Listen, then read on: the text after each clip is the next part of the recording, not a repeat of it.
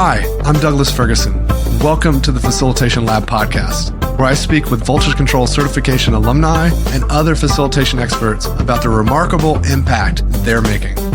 We embrace a method-agnostic approach so you can enjoy a wide range of topics and perspectives as we examine all the nuances of enabling meaningful group experiences. This series is dedicated to helping you navigate the realities of facilitating collaboration, ensuring every session you lead becomes truly transformative. Thanks so much for listening. If you'd like to join us for a live session sometime, you can join our Facilitation Lab community. It's an ideal space to apply what you learn in the podcast in real time with peers. Sign up today at voltagecontrol.com/facilitation-lab. And if you'd like to learn more about our 12-week facilitation certification program, you can read about it at voltagecontrol.com. Today, I'm with Reshma Aziz Khan, CEO and founder of Kenzo Consulting Limited, a company she set up so that she could be full-time leadership coach and global facilitator. Welcome to the show, Reshma. Thank you very, very much, Douglas. I'm really, really excited and happy to be here. I am excited as well. And this is the first of one of our alumni stories that is now moving to the podcast, which is a theme that we'll start seeing across episodes. So it's always great to have a first. So this is our inaugural voyage into alumni stories on the podcast. And as usual on the podcast, I want to come to your beginnings and how you got your start in this work. How did you get interested in this amazing work you're doing at Kenzo? Thank you very much, Douglas. So it's a bit of an interesting story. I actually have a background in the nonprofit sector. I trained as a political scientist. Have not used any of that, although some people claim that whatever you learn, the skills are usable in whatever way, shape, or form. But I worked with a large international nonprofit for many years. In 2015, I moved from a country office, so the Kenya country office that was running poverty alleviating programs, to the regional office, which was still based in Nairobi. And in my first month, I was told that one of my duties would be to work alongside a facilitator to run a workshop for the most senior leaders in the region in Harare, Zimbabwe. Now, I had never been to Zimbabwe and I didn't even know what a facilitator meant.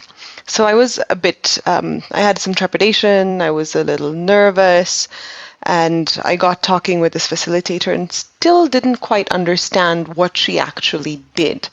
And then we went to Harare later in 2015, and there were over 100 people in this room. And I saw the way she showed herself, and basically her role was to just guide people through the week while they were having the discussions, while they were making the decisions. She was holding space and creating space for effective dialogue.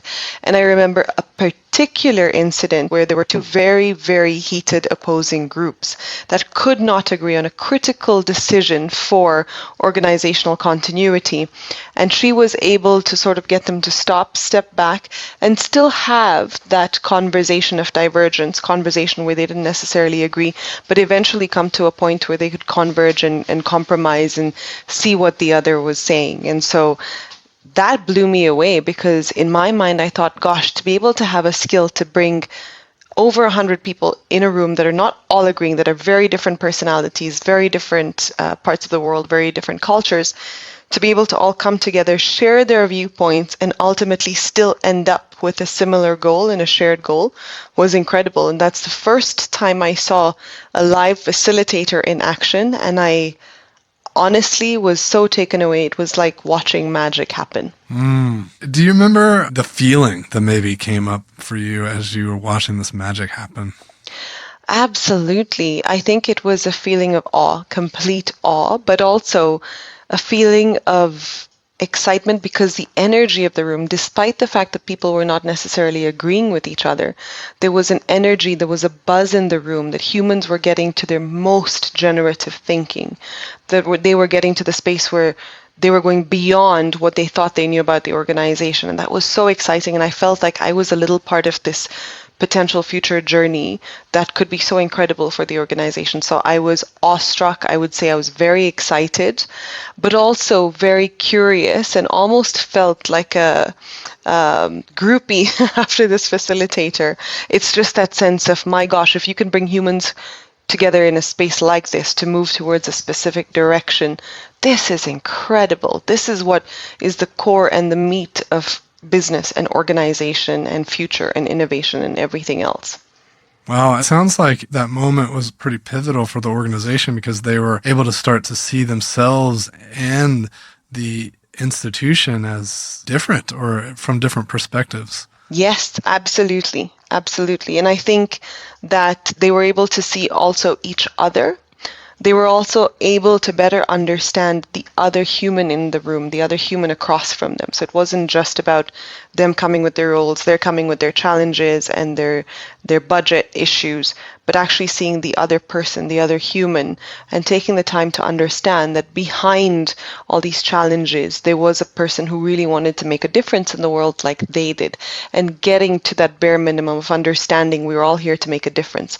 That's what really shifted the conversation. And actually, till today, I still have the picture of this facilitator in the room, at the front of the room at the very beginning. It's just stored as one of my historical drive photos. And I looked at it a few weeks ago and thought, gosh, that's when all of this started for me.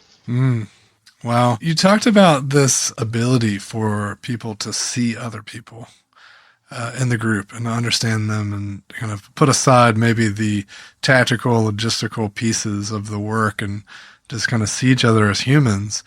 And, some groups find that more difficult than other groups. And so I was just curious, what did you notice about this group, their ability to step into that space? Was that hard for them? What made it easier? What do you remember about that? So it was a very diverse group of people. It was people who were working in Africa but coming from around the world. So there was someone from Bangladesh, someone from the US, someone from Vietnam, someone from South Africa. People coming in with different viewpoints, different worldviews, different cultures, even different cultural ways of making decisions. So you can imagine that's quite complex. But I think what did make it easier is that I had come in at a time when they were at a point at which they could have those conversations where they could openly speak up because this facilitator had worked with them over time. I think they were also in a space where they all understood they were in this space for the better good. And so even someone who didn't necessarily agree with the cultural decision-making ways of, for example, a Pakistani who's running a Sudan context country, was still able to show their viewpoint, have a courageous conversation, have a brave conversation, but also respectfully listen to this other person. So I think this, in many senses, was a much easier space because you had people who had so much experience working cross-culturally that they had a little bit of that cognizance of just respecting and listening to each other. I think there have been instances in the past couple of years where as a facilitator I've worked with people who haven't necessarily had that much experience working with people of different cultures. And that takes so much more work, but at the core of that work is building trust between humans. And I've seen that as the ultimate true keystone pillar for leading to at least effective dialogue. Yeah, those prior experiences can really shape and condition us to be more receptive to working in those ways. And certainly as a facilitator, it's nice when the group, is hungry for it, but maybe just had the space or haven't had the invitation. And I'm curious, when you work with groups that haven't been as primed to work in these ways, what are some of your favorite ways of kind of encouraging people to step into this new way of thinking or just embracing the cultural differences? So I think the first thing I do as a standard, particularly when it's groups that are very diverse, don't really know each other that much, or seem to have some challenge between them or conflict between them, is I usually tend to start the first day of workshops. Often people ask me to come in for 2 or 3 day workshops, is to start the first chunk of the day before the tea break. Tea's popular here in Kenya, a little bit more than coffee, to start with people's stories. Their life stories. And often I'll use a template like, draw yourself, draw your life story, draw your best self. In January of this year, I did this with a particular group of people who really were struggling connecting with each other. And I got them to draw themselves, but draw themselves in the last year. What has, Reshma in the last year looked like? And then share those stories with each other. And I find taking that approach, really getting people to understand each other as humans, understand their life stories. Some of the other things I do is do 3 rounds of my life story. So in each round, someone, you'll talk to someone different, but you can never share what you shared in the first round. So at the end of it, you can really get to know the whole person, and people take the opportunity to share back what they heard from this person. So when it's a small enough group, we put the person in the center and we hear from the rest of the group. So sharing human stories, sharing my story, sharing the story of me in the last year, I find is really effective because it gets people to a place where they understand the human behind this persona, and that the human might have very similar challenges to them. And often in my experience, I find that when I am able to start with that, even though they might have very conflicting views going forward, they do it much more respectfully, and they actually take the time to listen to each other. Because even in our world today, we're always jumping from one Zoom call, one Teams call, one Google Meets call to another. People are not checking in on each other, even as a regular work week meeting. So I find if I'm able to give them that space, it changes the dynamic a fair bit. I love that. And, there's a little move you did within that I think is a powerful approach that can be used in so many moments, which is how you made it forbidden to share the same thing you had shared in a previous round. I think that is a really powerful generative technique to say, okay, we came up with some ideas. Now we can't rely on any of those ideas, and we had to come up with new ones. Or, from your perspective, there's information about yourself. You've already shared some. Now you had to start over and think of others. Yeah, absolutely. And often people say at the end of the first round, because we don't tell them at the end of the first round that, look, you're going to do this 2 more times. I often tell them, share your entire life story, whatever is important. At the end of it, often I'll get groans. People will actually groan or complain or say, oh my gosh, I have nothing else to share. But at the end of the second round, and even more the third round, they realize, oh my gosh, I have so much more to me than even I realized. And that's really phenomenal to see that, the whole of me has so many layers. It really helps people get to the rest of that and to be able to share that. And it allows for some level of vulnerability into the room as well, that again further builds the trust between the participants. Yeah. And, the other thing I think that's beautiful there is this observation that quite often we're not taking the time to reflect and look that deeply at ourselves, much less like other people. Right? So there's so much more to know and learn and respect and care about others and ourselves. Absolutely. Absolutely. And I think when we create space to really reflect deeply for ourselves and with others, I think we unlock really the transformational and the catalytic thinking for us. So apart from being a facilitator, I'm also a leadership coach. So I was certified as a leadership coach in 2020. And as a leadership coach, I often work with individuals and teams to get to that space of self-reflection, of reflecting on those different layers of what's going on with me, what skills, what strengths do I have that I may not be aware of. So doing that both with individuals and with teams really helps us get to the edge of our best thinking. And your coaching practice is based off of HBDI, is that correct? So a little bit. So I'm officially trained as an executive coach by the Academy of Executive Coaching. I don't like to use the word executive coach because for me that limits a lot of people who might not see themselves as executives. The HBDI, the whole brain dominance instrument, is one of the tools I use. I was trained and certified in it in 2018 when I was still with the organization I was working with. And in my opinion, it's such a fantastic tool because it looks at the 4 quadrants of our brain. So all of us have a whole brain unless we've had a severe injury. But because of nature, because of nurture, because of the experiences we've had, because of maybe our education systems, we perceive information and therefore think in different ways from each other. So, for example, I tend to think about the bigger picture first. Someone else might look at the data and hard facts first, or the details. I want to know the details. What's the policy and procedure first? And so this looks at how an individual prefers to think and therefore how they show up, how they communicate. And I find this particularly particularly helpful when I facilitate with teams towards team effectiveness, because we get people to better understand how each other thinks, how each other communicates, how each other perceives information, and therefore how each other is either currently effective or not. And I have a really great example. So when I first got certified in this, when I was still with the company I was working with, I was part of this regional senior management team for the entire Africa region, the East Africa region, for the nonprofit I was working with. And I got people to sit on a big round table, but we actually cut off one piece. It was actually more of a U, I would say, a U-shaped table. And I didn't tell them. I was getting them to sit in a particular order of their preferences, from those who are more blue quadrant, which is the data-driven first, towards those who are bigger picture. I got them to sit in that order. So what happened is, at the two opposing ends of this table, you had people who had very, very different thinking preferences. When we did the exploration of individual preferences of the profiling, I actually had two people in the room who had not seen eye to eye on anything for as long as I'd been in the organization. The one who was data-driven, she literally got up in the middle of this and said, "Oh my Lord."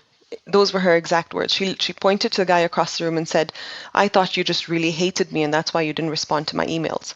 Turns out you think so much bigger picture that getting down to work on the details and writing the emails is not something that's necessarily your preference. And now I get it. You don't hate me. It's just that you think differently and work differently from me. So that's the whole brain dominance instrument I use. Yeah, I love this technique too. I'm kind of dissecting some of these little pieces too, because I love the larger construct of using the brain dominance pieces.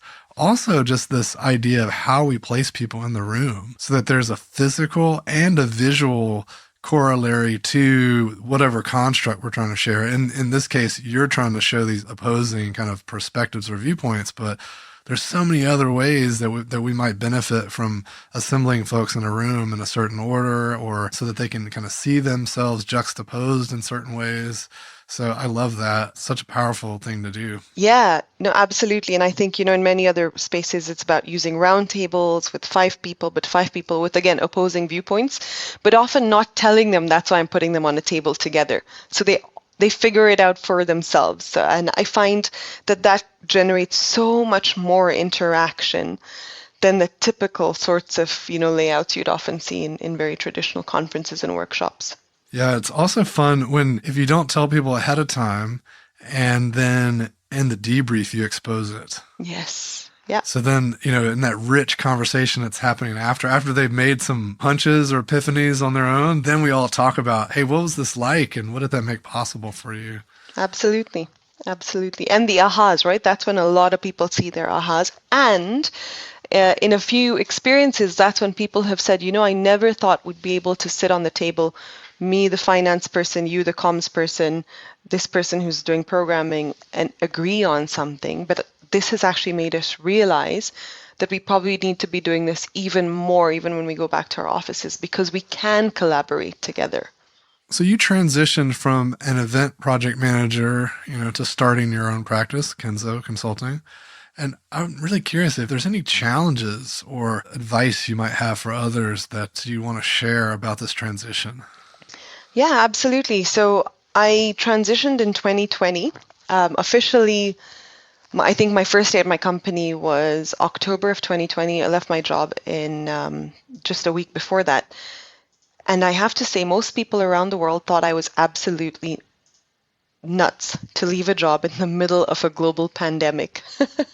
But, and this goes to the question you asked around what advice would I have for people? One of the biggest pieces of advice would be, don't box yourself in with what you think are your limits. I very quickly realized that I had 2 options. I could either choose to be a facilitator and coach only in Kenya in the middle of the pandemic, but then realized that I had been using Zoom since 2016. I was very comfortable in the virtual space. I had been working in the virtual space for a really long time. Why not look to working as a global facilitator as a facilitator with anyone in the world, because we were at a point in the world where we didn't need to all be in a physical room. And I started putting out feelers. I spoke to my former employers, former colleagues, and that networking really helped. And actually is probably one of the biggest strengths for me, the ability to facilitate virtually. So I would say, if you're looking to facilitate, don't stick to what you think you should be your limits. For me, my limits as to who I can facilitate with, there are none. So I'm very clear.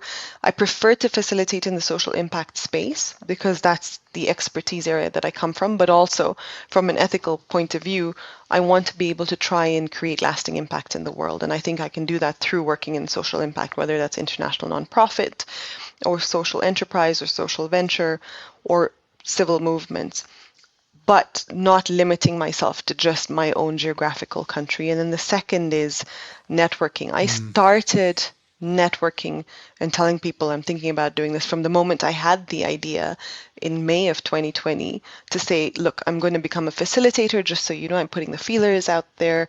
Please let me know if anything comes through.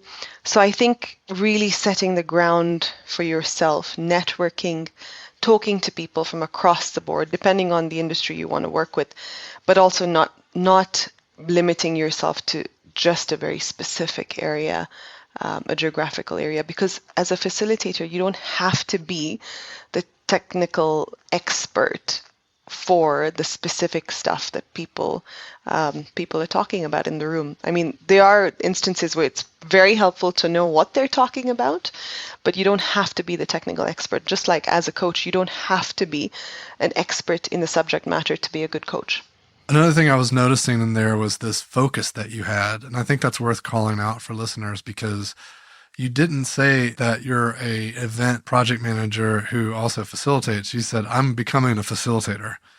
So that was a distinction, a really clear distinction that folks could easily remember that, okay, Reshma is becoming a facilitator. So I need to now program in my brain that that's where she's headed and that's what she is. That is powerful. Right? Because that distinction, when people are starting to think about how they might make intros or how they might be able to help you out, it becomes clear for them. It's easier for them to be of assistance. Absolutely. Absolutely. And those networks, those allies, the other thing was, I mean, till today, there's a few colleagues who I still facilitate with, and they see the old me, right? The event manager me. And I also have to set my boundaries really clearly that I'm not event managing your event. I'm now the facilitator. So sometimes I'm in a very interesting situation, but it was so helpful to have that distinction to say, I am becoming a facilitator, I am a facilitator. And in fact, to show you my skill, I'm also offering a few free 1-hour sessions on, for example, team effectiveness, getting people to have time to think, sharing each other's stories, offering that to some people so they could see my expertise before even taking me on or contracting me. So they could also validate the skills that I had, and they could then become my champions and my marketers. So let's talk a little bit about the certification. I'm curious about how it affected your approach to facilitation and, what were some of the valuable lessons that you learned during the program? Well, first I want to say to you, Douglas, and Eric and everyone, thank you so much for even just the opportunity to be in the program. I came across voltage control completely by chance last year when I was looking at a few tools to be able to facilitate a couple of workshops. And I came across voltage control and applied for the program and got into the program. And it completely changed how I saw myself as a facilitator. So I imagine it like an iceberg. I was literally at the tip of the iceberg. I thought I was a good facilitator, and I was just at the tip of the iceberg. What the certification program did for me was really get me deep into the iceberg. So now I feel so much more confident, and I feel quite able to go to any potential client and say, I am a certified facilitator and I have the right tools and skills to be able to support you. So that's the first thing. It's definitely built my confidence. I have a multiplicity of tools that I'm able to use. Particularly, there's a couple of things I'd like to mention. So the first is, first of all, I want to also, be very grateful for the ability to get books, the actual physical books, sent to Kenya, which was great. It was so nice to be able to actually hold up those books and read them, and they're sitting right next to my desk. They're my everyday facilitator Bible. I literally, just today, I picked one up and said, oh, I have something coming up in a few weeks. What can I use? And the first book that came through, because they came in batches, was The Art of Gathering. And that book, I remember being in the facilitator course and thinking, I feel uncomfortable with this, because The Art of Gathering was so helpful and talked about how we just gather people, but it also talked about, kindly excluding people who might not necessarily be the most impactful in the meeting. And I remember being uncomfortable with that because I've never been able to do that. And there was an aha moment for me when I realized, in the past, of all the things I had facilitated, part of where we had the sort of lull in the conversations, or where we couldn't come out with really clear final decisions, was because there were people in the room who didn't necessarily need to be there or had no contribution or impact to that meeting. So that was the first. And so now what happens is, even when I talk to my clients, I often talk about their participants, who they're thinking about in the room, who really needs to be there, who it's nice to have, and who doesn't necessarily need to be there, but they just invite it for the sake of. So that was super, super helpful. And actually, one client referred me to another department for that reason.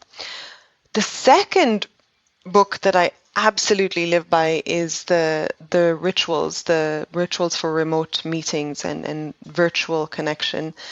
I think particularly in today's world, most of what I do is virtual. Last year I started to travel the world and facilitate in person again, but a lot of the work I do is virtual, and I had been struggling with how to get humans connected. So when you talk about sharing stories, when you talk about building rituals for people to connect, how do you build that in a virtual space? And I think now I feel like I'm at a much better place to even advise others. So just this week on Monday, an international nonprofit asked me to talk about how to get people to virtually connect in meetings as part of the coaching program I was running for them.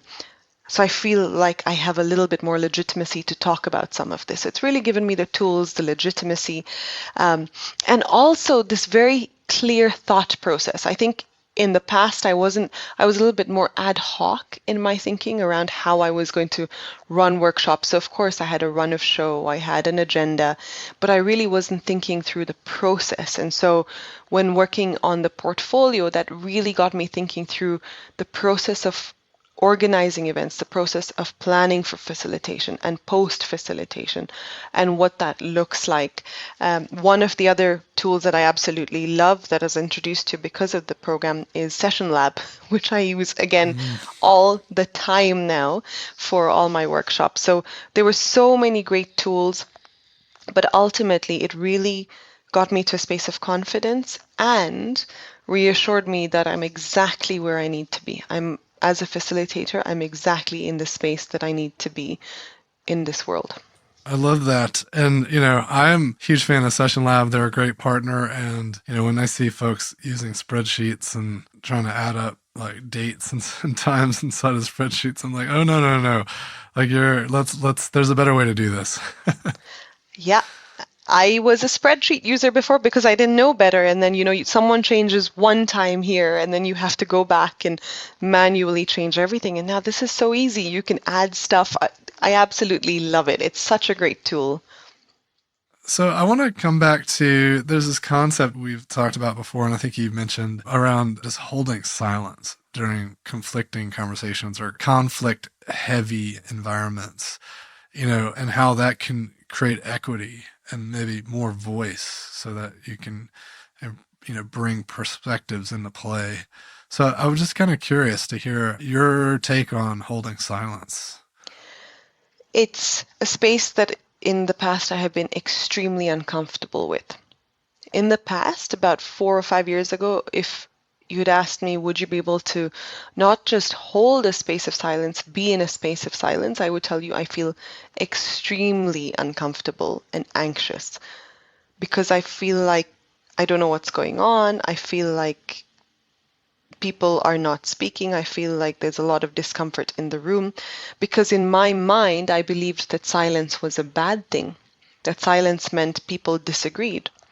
But over the years, and more so even with the certification and with the experience that's come with it, I've come to realize that more often than not, silence is most likely people probably reflecting for themselves, probably thinking through for themselves what this means for them. And so holding silence and not saying anything and not feeling like I have to jump in as a facilitator if no one's saying anything for a few moments is liberating. Because for me, I now know people are most likely reflecting, thinking through what they might think about the situation, thinking through how they might respond.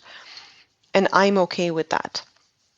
It's definitely shifted this perspective from, oh my gosh, they're silent because they can see I don't know what I'm doing as a facilitator, or they all have these really negative thoughts. You sort of tend to spiral. So I think that it's a space that I'm much more comfortable with. I also think that as a facilitator, it's a great space to be able to hold when your group is going through a lot of reflection, self-reflection, team reflection.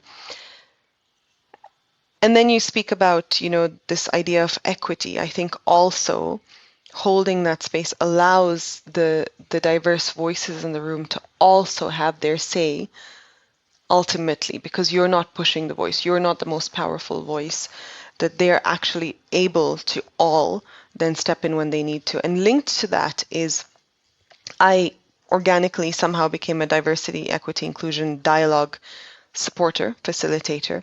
And I found that holding silence can also mean holding a space such that all voices in the room get their equal turn to speak, even those who may not necessarily speak up otherwise, either due to being an introvert or being from another culture or not having English as their first language or feeling an inferiority complex. By using tools such as something I use called the time to think, everyone has an equal amount of time to speak and everyone else stays silent. So everyone holds silence. And when it's your turn, the rest of the team will hold silence for you. I think that has been so powerful because it also validates people. It helps people find that, no one is judging me, or even if they're judging me, they're suspending their judgment and I can speak freely without anyone criticizing me. So I think that holding silence for a room to allow everyone to reflect is quite helpful, but also helping participants hold silence for each other really creates an inclusive space for dialogue.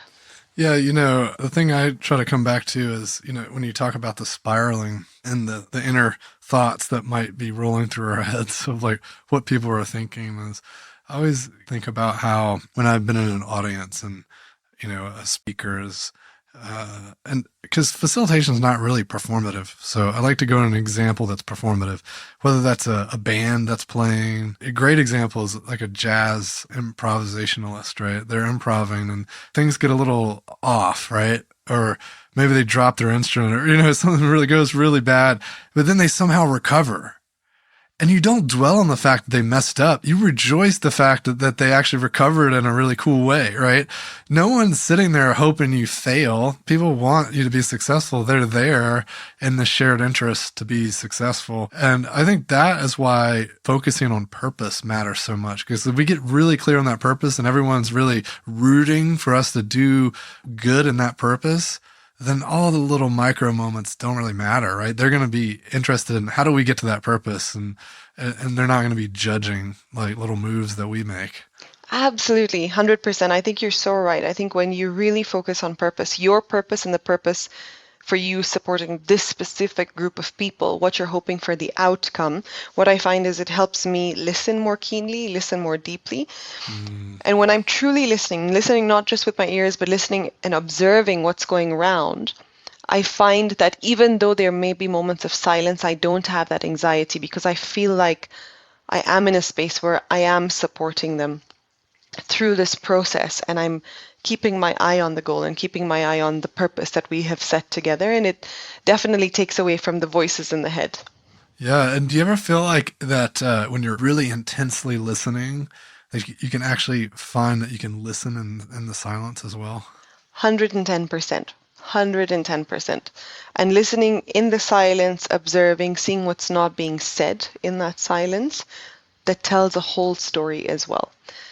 I tried this actually in March of 2022. So last year I came to Atlanta to run a workshop with some very senior leaders at the organization I worked with. Some of these were peers, some of these were, my supervisors in the past, but doing exactly that, listening to the silence. I was able to observe what was not being said and was able to put it into the room, because now I'm no longer an employee. I'm an independent facilitator who's just sharing my observations, right? So I have a little bit of a different power now. Changed the conversation and opened up a very courageous, very brave, and also for some people in the room, very uncomfortable conversation that needed to be had. It was the elephant in the room that no one was talking about. But it came from just really listening to what was not being said, seeing facial reactions, seeing the way people looked at each other, seeing the way people looked down, and recognizing that there was something that was going on here, that there was some communication going on here, but no one was saying anything. Yes. So as we shift to our close, I'm really curious to hear about your future plans for Kenzo Consulting. How do you see your facilitation practice evolving in the next few years?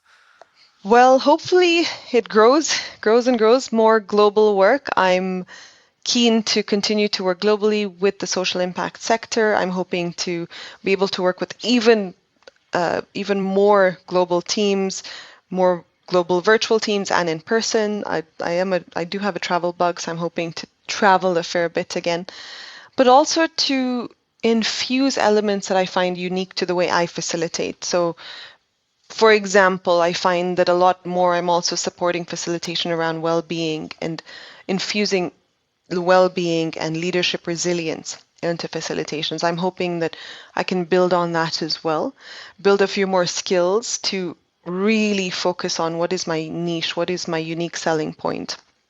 But yeah, Kenzo goes global is the ultimate goal. And to continue to work with really great people. I'm so grateful to have made so many great networks, through voltage control, through the certification, through the different clients I've worked with, that it's made my world so much richer. And for that, I'm very grateful. And I just want more of that. And I want more of that for the company as well.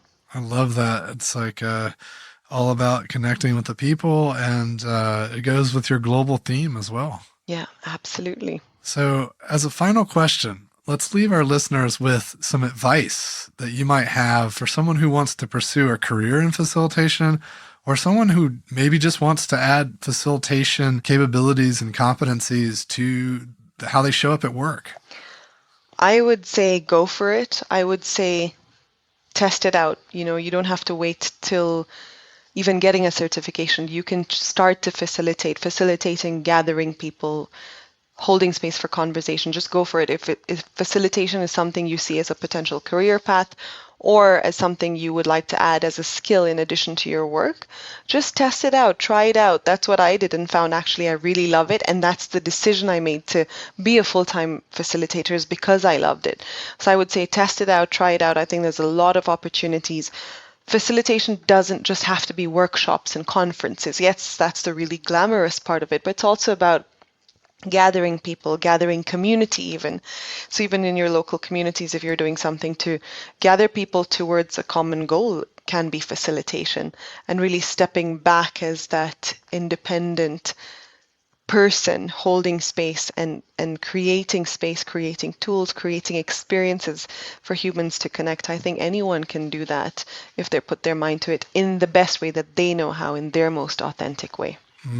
I love that. And it kind of comes back to that piece you said earlier about building confidence and how much the confidence has impacted your practice. And we have a saying here at Voltage Control, which is practice makes practice. So the more that we find opportunities to put stuff to use, the more comfortable we get it, the more confidence we build, and the epiphanies, the connections we start to create inside of our brain and inside of our being around how these tools can impact the workplace. The clarity that emerges is just like really powerful. Yeah, absolutely. Absolutely. And practice makes practice. I love that phrase. And you keep learning. You keep learning about your abilities and keep learning about how best to do the work you do.